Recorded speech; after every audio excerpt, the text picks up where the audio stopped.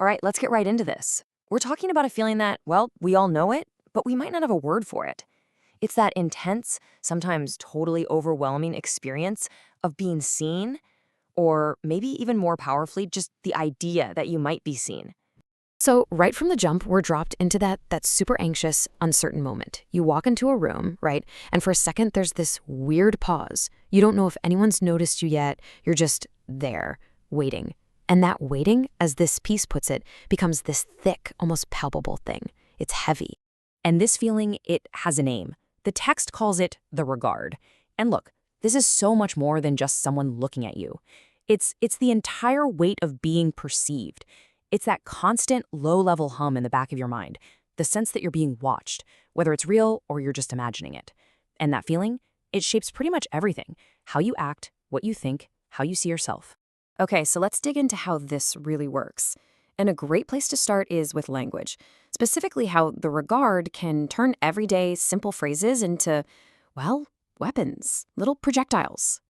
So here's the first one. You're being too sensitive. Man, it sounds like a reasonable thing to say, right? But it's not. It's an accusation. It completely dismisses what you're feeling, and get this, it flips the script. Suddenly, your sensitivity is the problem, not whatever it was that actually happened. And then, of course, there's this classic, you're overthinking it. This one's a real gem. It basically says that thinking deeply about something is a flaw, that you should just take things at face value, and if you're trying to see what's underneath, you're the one with the problem. It's almost like you're being punished for paying attention. And then, the knockout punch.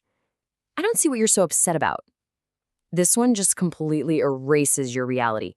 It's not just dismissing your feelings, it's saying the reason for your feelings doesn't even exist. And that's so powerful, isn't it? It makes you question everything. Did that actually happen? Or am I just making it all up in my head? And that's the whole point, right? Each word is like a little box it tries to put you in, and each phrase, just like a smooth stone, it's been used so many times it's worn down, perfectly shaped to slip right past your defenses and make you doubt your own gut, your own perception. So this isn't just about arguments or conversations. The regard follows you. It follows you right out the door and into the public world, where suddenly every single moment feels like you're on stage.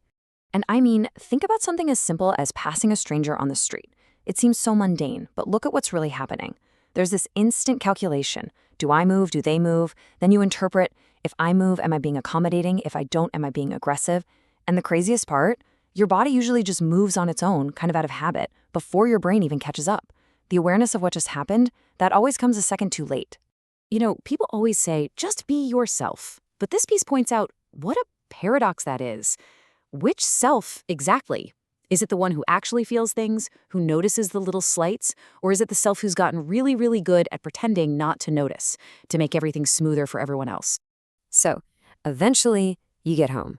You close the door, and it's like, finally, alone. This is supposed to be the one place where you don't have to be on, where you can escape all those eyes. But then, there's that little question that creeps in. Or is it? Because even when you're alone, the fight's not over. It just moves. It shifts from an external battle to an internal one. The regard doesn't just knock on the door, it finds a way inside your own head. And this really brings us to the core, desperate question here, doesn't it? Where is that safe place? If you're being judged out in the world, and you're even being judged when you're by yourself at home, where on earth can you go to just be free? The answer this piece gives is, well, it's pretty devastating. There is no escape. Why? Because you've internalized the surveillance.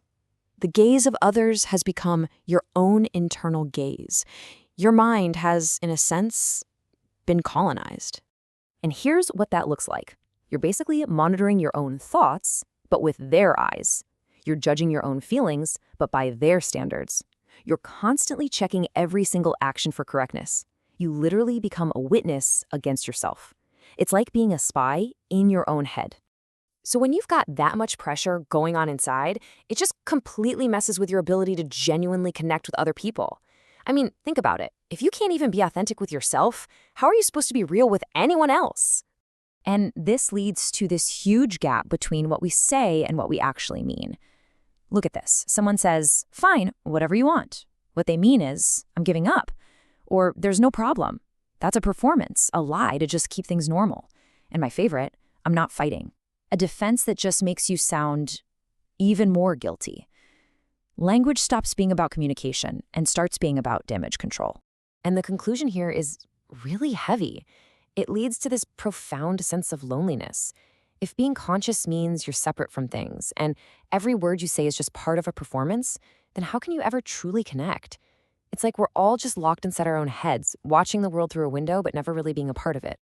Which brings us to the final, kind of haunting part of all this. If there's no escape out in the world, no escape in your own home, and no escape even in trying to connect with others, what's left? Well, what's left is a vigil, a constant 24/7 watch. This isn't a part-time job. The surveillance, both from the outside and from the inside, it just never, ever stops. And I mean never. The regard doesn't sleep. It follows you even into your dreams. So you can't hide. There's only the constant, exhausting pretense of hiding. There's just no off switch. So what's the solution? The only flicker of peace seems to come from just letting go. A kind of surrender. You stop fighting it, you stop performing, you stop trying to hide. You just become an observer, a consciousness that's just there, watching the light, not asking for anything more than that. And that's where this leaves us, with a question we kind of have to turn back on ourselves. Because sure, we've been talking about a concept from this text, but let's be real, this is a universal thing. So I'll ask you, the regard never sleeps. Does yours? When you're totally alone, are you really alone? Or someone still watching?